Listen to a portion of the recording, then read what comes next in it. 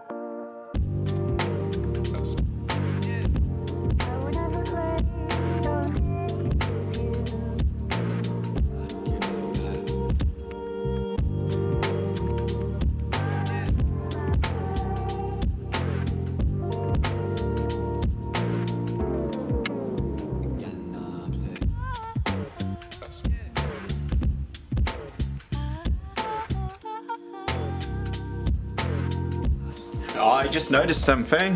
See these little boards? They are the driver boards, I'm pretty sure. They drive the output MOSFETs. This was loose. Now whether that happened when I removed the cords, or whether it was already sitting in there loose. Let me have a look. Whether this board can actually be loose to a point where it would... I don't think it can, eh? But it can go into multiple positions, which is a bit strange. They're the same, right? Yeah, they are the same. So it can go there, or it can go there, or it can go there. That's confusing.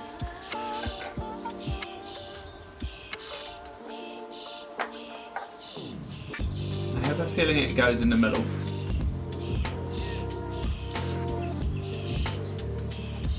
Yeah, it does. It definitely does. Alright, it goes like that.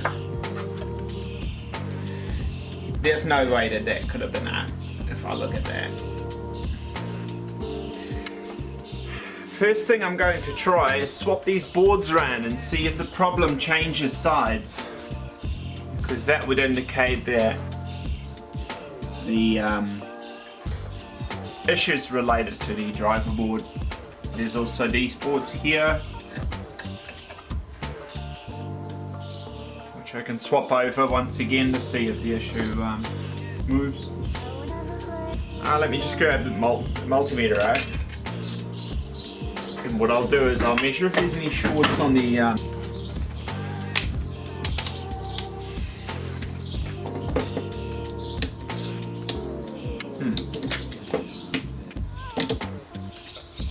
There we go.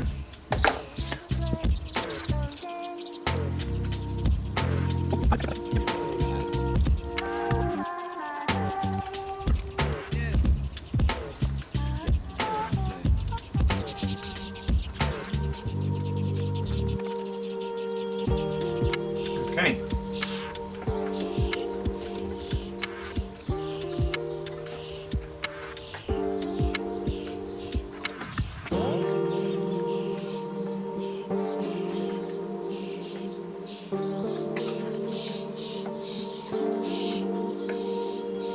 Cool. Everything in the amp output seems to be kosher. I don't see any issues with that. That there is our output filter board. There could still be something wrong with that. Right, let's do some Swaptronics and see what if the problem moves at all. Alright, I have a power cable. Plug in my isolation transformer.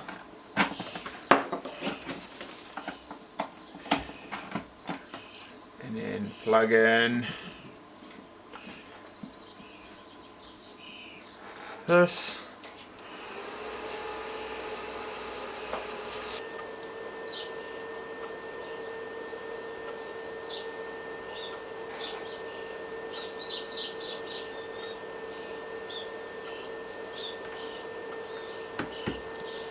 Seems to be starting some sort of a feedback loop. So there's a little light on there.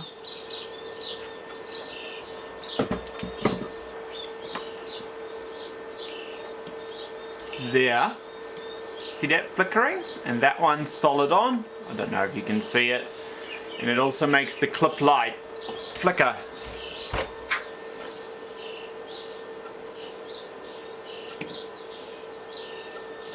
No, the clip light doesn't even... Yeah, there we go. Alright. Turning it off. And turning it back on.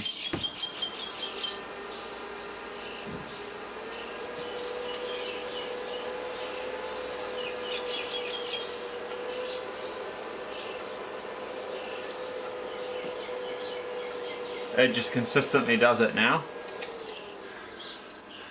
Alright, let's try swapping these two boards over.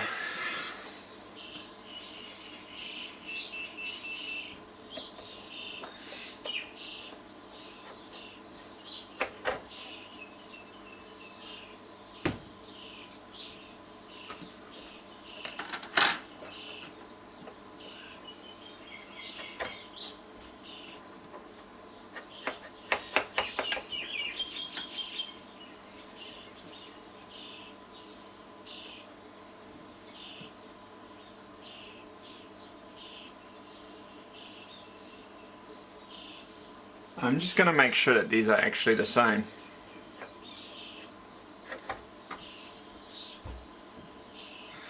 They are indeed.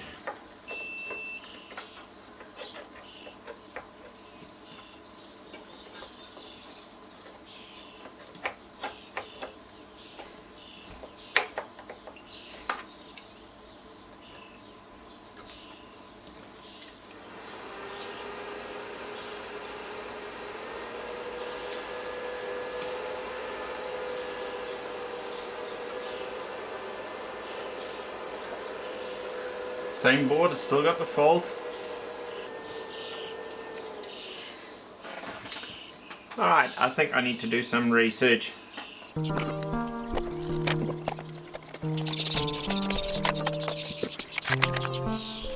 Alright, so this is already warm. And this too. So it's just doing filter stuff, which is fine.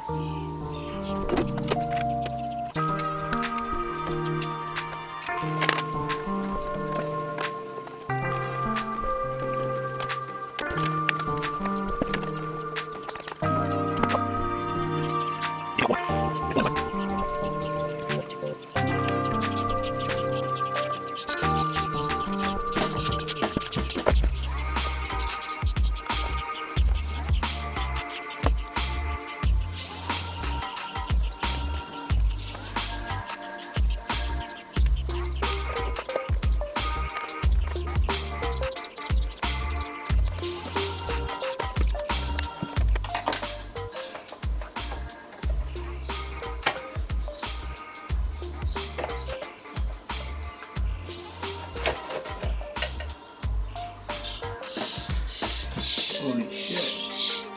That could have gone real bad. So that actually has a little jumper that it plugs into this board with.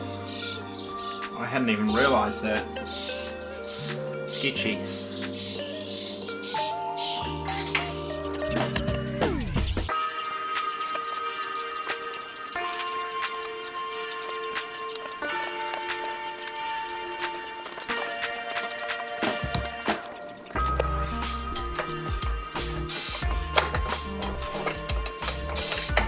Nice.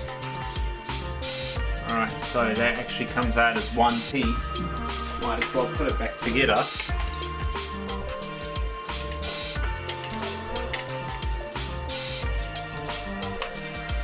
So that stays together like that. It's one card, which makes perfect sense to me. Don't know why I didn't try that first.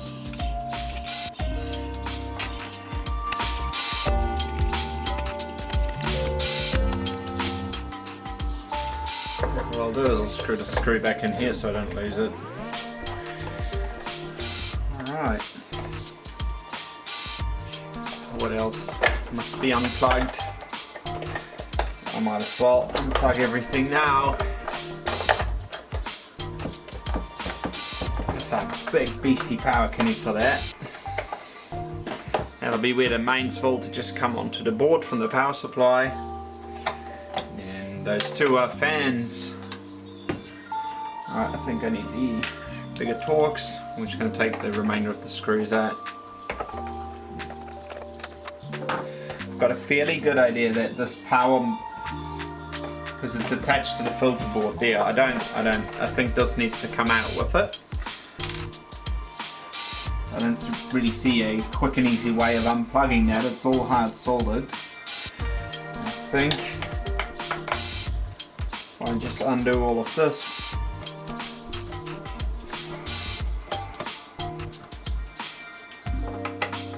Not actually too sure how it's going to work with the screwdriver. Oh, maybe I just take every single nut off it. I bet it's captive though. Yeah, it's captive. So, I don't know. How is that meant to come off?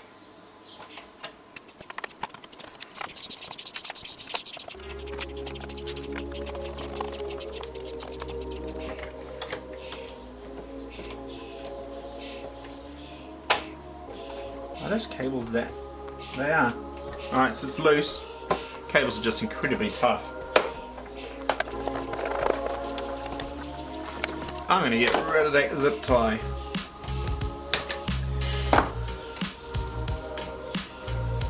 Beautiful fan, isn't it? It's got the fan that spins and then it's got a counter rotating stator. Well, it doesn't counter rotate, but it's right the other way around. Get better airflow, I take it. These amps are so nicely built. A lot of screws though. Very much a lot of screws.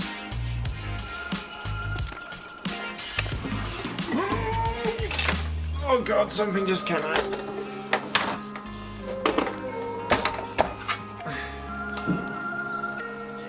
This.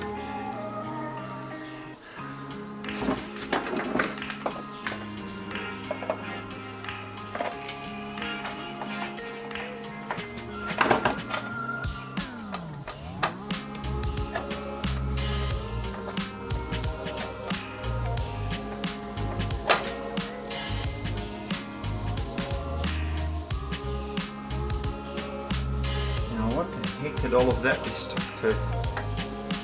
Nothing. It's just...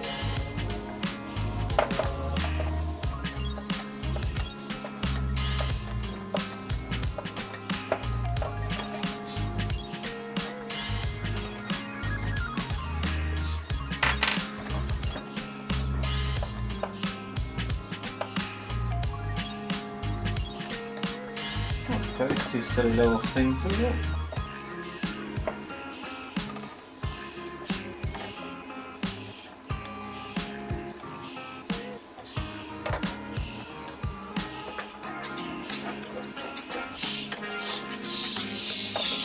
Alright. By the looks of it, this needs to come out as well, and it's probably screwed down to the board right there. So let's take the screw off first. Oh god, that's not...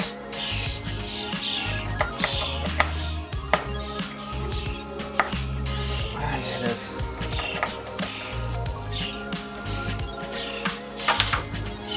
I don't want to lose any of these screws, they seem a bit specialist. Alright. And it's got another one of these nut thingies on that comes off quite easily as well. Oh.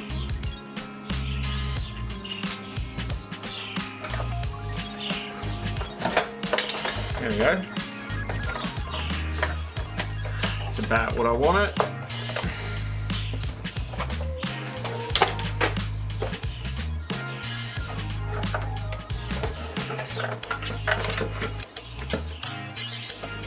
Ooh. Now that, technically the amp. So these are, this one's channel 2, because this is upside down, that's channel 1. Now channel 2 felt a bit warmer than channel 1 when I just ran the amp before. I have a slight suspicion that there might be a short circuit somewhere in the output. I'm really kind of hoping that something on this, this is the output filter board, and it's got the current sensing and all that kind of stuff in it. I was kind of hoping to see something very clearly blown up here, but it doesn't look like it. Well, now that I've got this apart as far as I do, I'm going to pull it apart further and give everything a nice clean. So everything's quite covered in dust in this, and although dust doesn't generally doesn't cause too many issues, it for starters causes thermal issues, because it just insulates all of the components that generate heat, making them heat up even more, and yeah, causes trouble. So I'm going to go over it with a brush. Vacuum first, get most of the big stuff out of the way, and go over it with the brush. Right, this here is no good. If the dust gets wet, it's another issue. Like, I use my amps a lot for bush doofs and that out in the woods. In the morning it gets very humid, and all of this dust can get moisture in it and start shorting stuff out, causing all sorts of issues. So yeah. Now that we've got it apart, might as well give it a good clean. So these screws here, this is where both sides of the sine wave come into the filter board.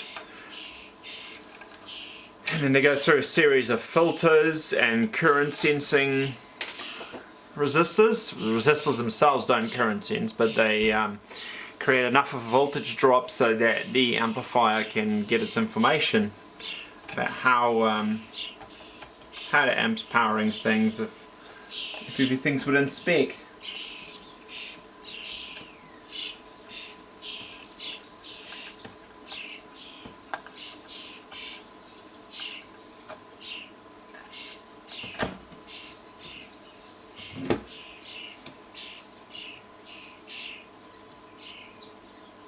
I don't see anything unusual on here either. This little blob out of the way. Yeah, just a lot of dust, eh? Some of the dust there blocking the heat sink. It would still cool like that, but it's just not great for it. It's going to reduce the efficiency of your amplifier cooling system. Alright, I think it's time for the vacuum.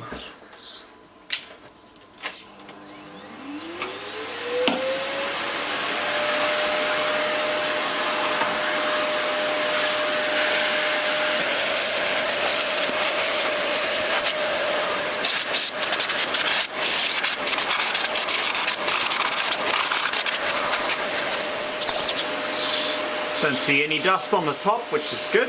I don't think it sees any airflow.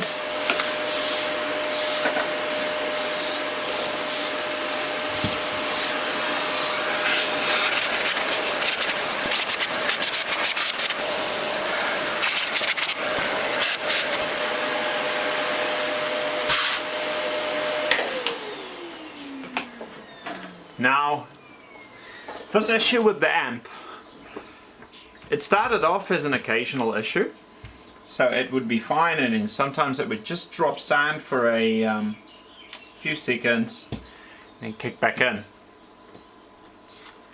So I've got my suspicions that this isn't a clear, you know, it's not like a component that just blew up and stopped working and made the complete amp unusable. It's something that, like say a capacitor or something that's dried up, or that slowly pushed the amp towards a point where it started failing. It's either that, or you know, like it could still be a weak MOSFET or anything like that.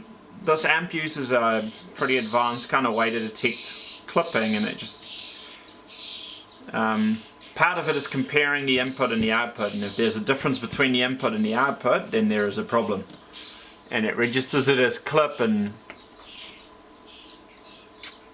somehow it's getting a huge difference between the input and the output. I think what I'll do is I'll get my little brush and I'll clean all the dust off this and reassemble it,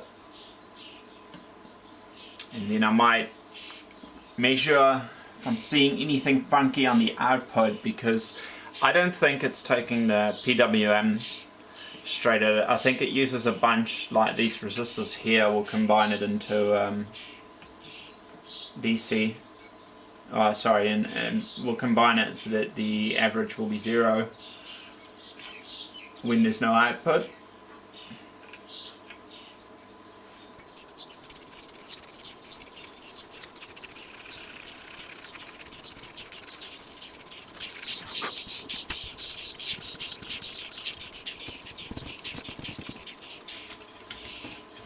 This board is really rank, eh? For a final production kind of board, there's a lot of stains on this. I think it's just the flux, but normally you'd wash that off. You know, like a manufacturer like Crown, I would imagine they would wash that off. So I've been kind of thinking to myself like, because this is right at the bottom of the amp. Has this amp seen moisture? Did someone spill a drink on it?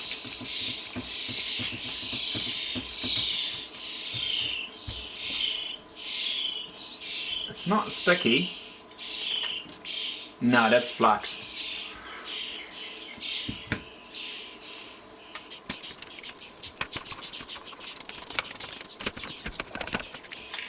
So I'm just going to take my time, because I highly doubt I'll be able to repair this amp. It's an incredibly advanced amp, still in production, still being sold, so there's no documentation on it, no schematics. So I'm really considering taking this into a proper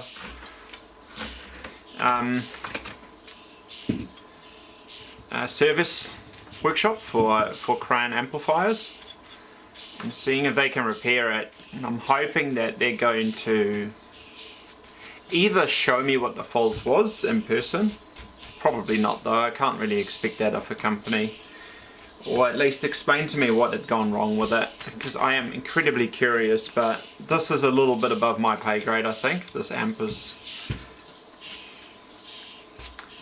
quite a flash one.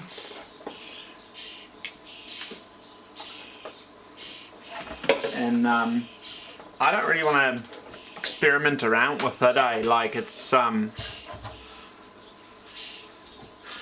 too much of a high value item for me. It's probably this is probably the most valuable amplifier that I own. I've got a backup one, which is the Crown iTech 4000. It's an older series, no longer in production. If that would have failed, I mean, I still would have been sad, but at least it's not my, you know, nice, still in production amp that's gone. But hey, you can't pick the misery that experiences. That happens. You can only change how you deal with it.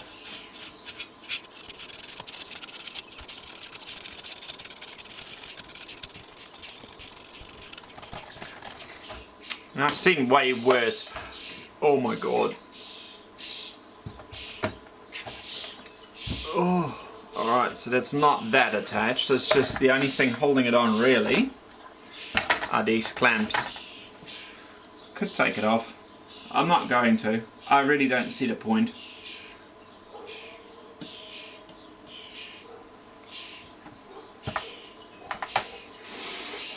Alright, let's clean out the chassis so we can start plumbing those back together.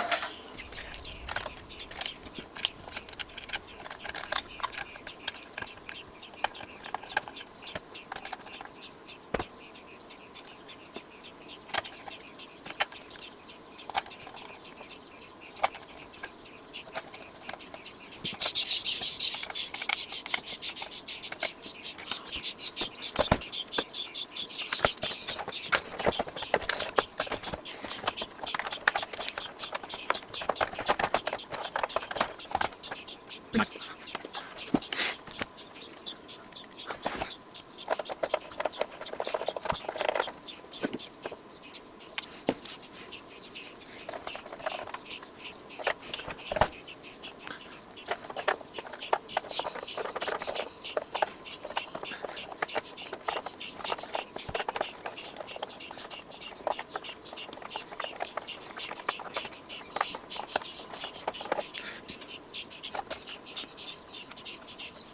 Kiss me.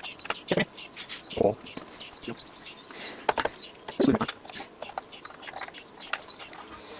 Ah. Looks like the board can move ever so slightly with all the screws loose. It's got a little bit of clearance. And you need that clearance to get that last nut in.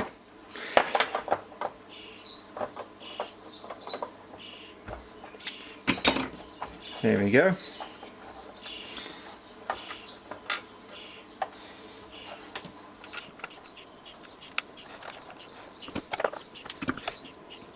It's one size small, so we'll do that last.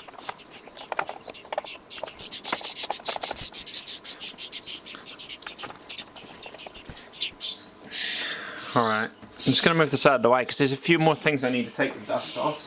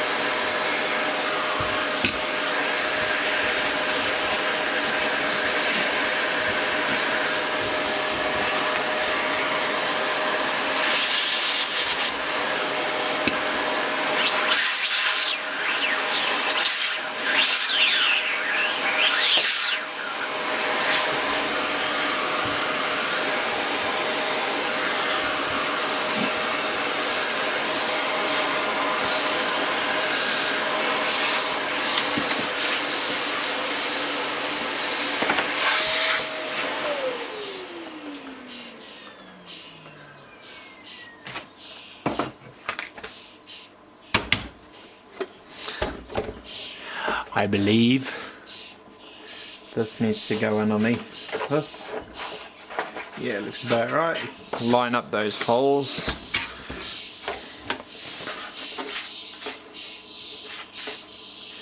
That has got to be it. And then it's got the fins, so like that. Yeah.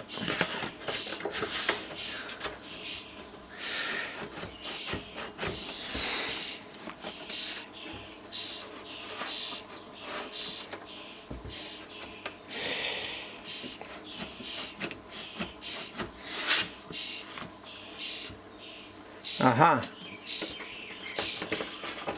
It's got these little locating pins. So I should have really put this back on when I had it apart, but I might just be able to trick it with the spoon here. Yep. Where's the other locator there? Oh. Let's try that again.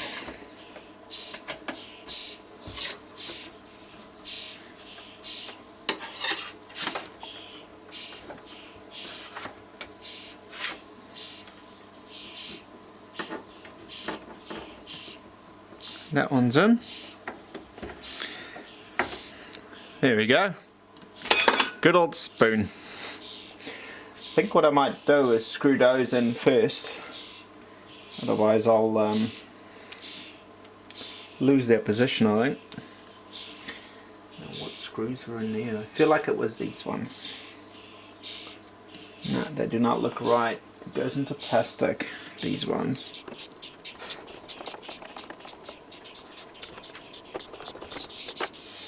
That one. Let's have a look whether that one's a bit on the long side, because I just grabbed that from a different, yeah. I really like manufacturers that only use a fixed set of screw types, you know, like they've got like 3 different screws they use throughout the amp, and it's the only 3 screws that you see, so you don't have to go and figure out which screw goes where. It's going to be one of 3 types. But hey, can't all have luxury, right?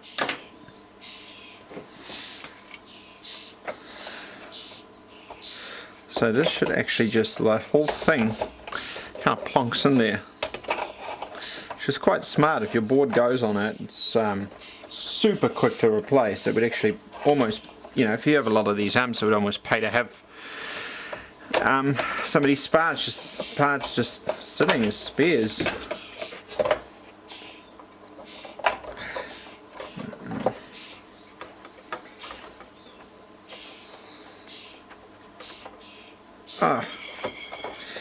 Of course this would go a lot better if I took out the little screw that I left in there so I don't lose it. There we go.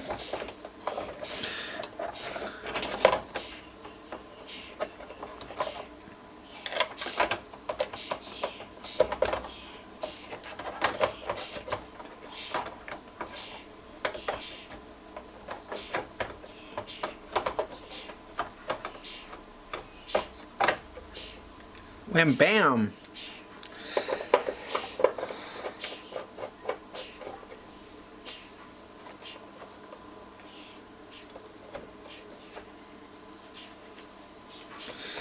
That's that.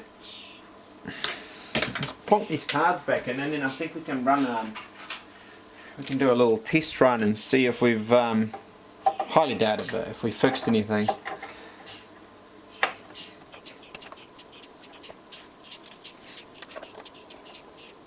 Oh my god, that sucks.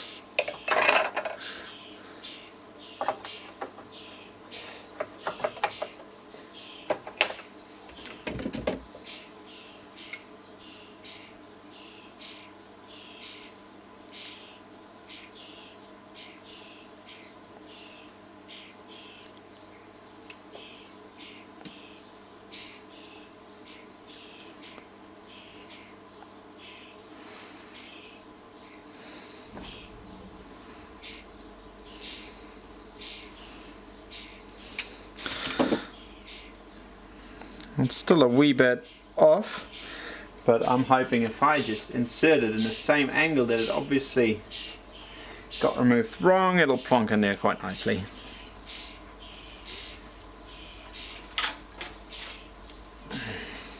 Nice. It's a bit of paper on top.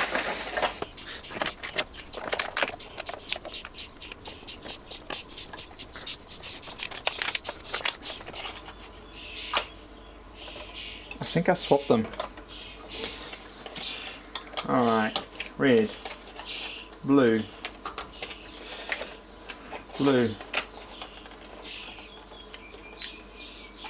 It's not upside down by any chance, is it?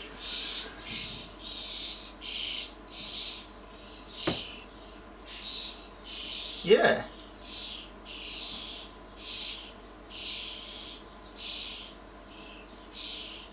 Yeah, that's what's going on.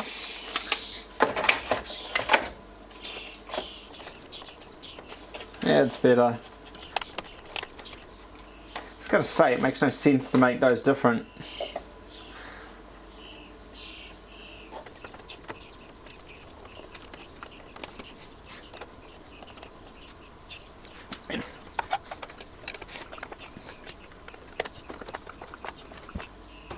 Alright.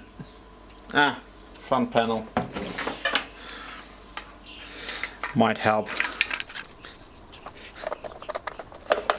This is actually kind of good because now I can show you guys how it flashes the clip indicator.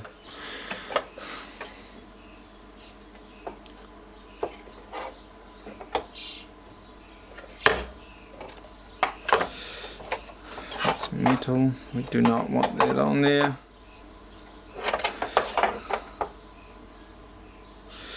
Okay, let's have a look.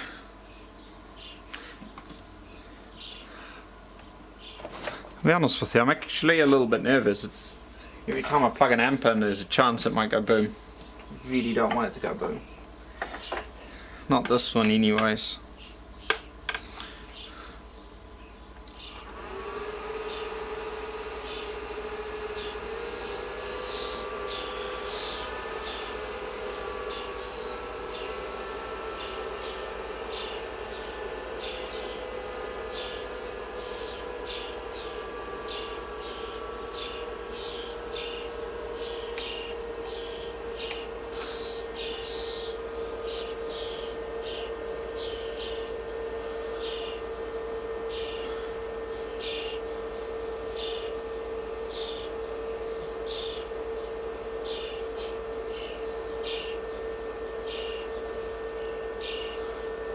Alright, let's put some signal through it. It's not oscillating this time, but it wasn't doing that before either, so... Oh, something just arced. I found the problem! Oh yeah! And it's so dumb! It's so silly! You wouldn't believe it! I can imagine that the amp has got lots of issues with that. I will remove this camera and show you.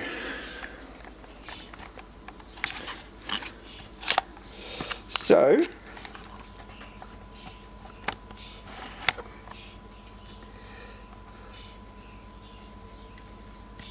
do you see that little bit of metal there? This. That screw there has worked itself loose. That bit of metal has fallen on top of. And that's channel 2. It's touching. That's where it arced just then. So if I just get that popped back in there, I think that will solve our issue. Let's do it.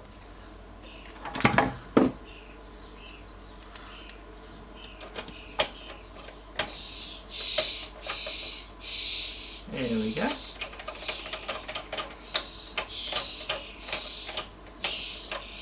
So I just need a spanner to really do this up properly. But for testing purposes, I'm just going to do it up tight-ish. Don't want that. Alright, and then this one here is also no good. That might short. Okay. I think I might actually grab a speaker to test this with, eh? Alright, here we go. I've got my lo-fi beats here. I'm going to put some sound through it and see if channel 2 goes.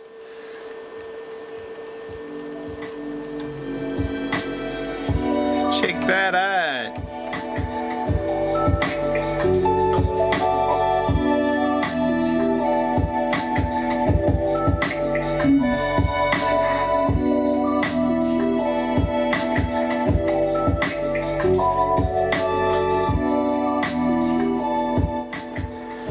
Oh yeah. Such a simple problem. Goes to show. Highly complicated amp, but all I had to do was just have a good look at the output, and it just vibrations. Nut came off, shorted out. That's very clearly kind of shows how a problem that sometimes happens. You've got to look a little bit further, you know, like in this case. The problem would happen sometimes, which is weird. And then the amp went out for a gig and it happened consistently. So like it seems like something broke, but really in this case it was just a loose nut shorting something out. It can be something really simple sometimes. As a bonus though, I've cleaned my amplifier out. So yeah, I'm actually not that unhappy with that exercise. Like, I've got a nice clean amp. I know everything's good. I've inspected everything, fixed the problem, didn't cost me, didn't need to order any parts or anything.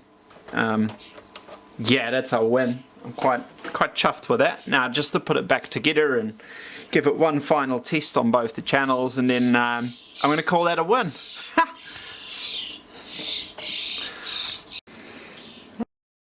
Test set up. Excuse the mess. I've had a few projects on the go and running. Now let's turn the volume up on our lo-fi.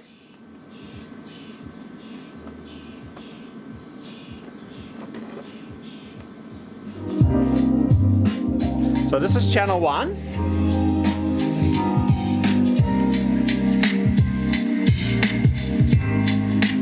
Coming through loud and clear. Now let's swap that over to our second channel.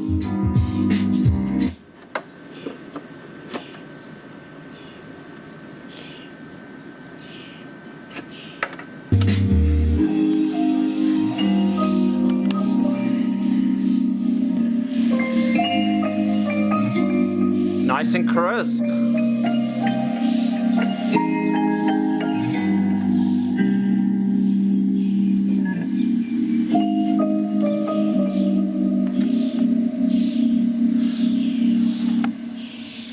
Cool. I'd call that a successful repair. It works. Don't forget to like and subscribe and all that kind of jazz. I don't know. And see you for the next one.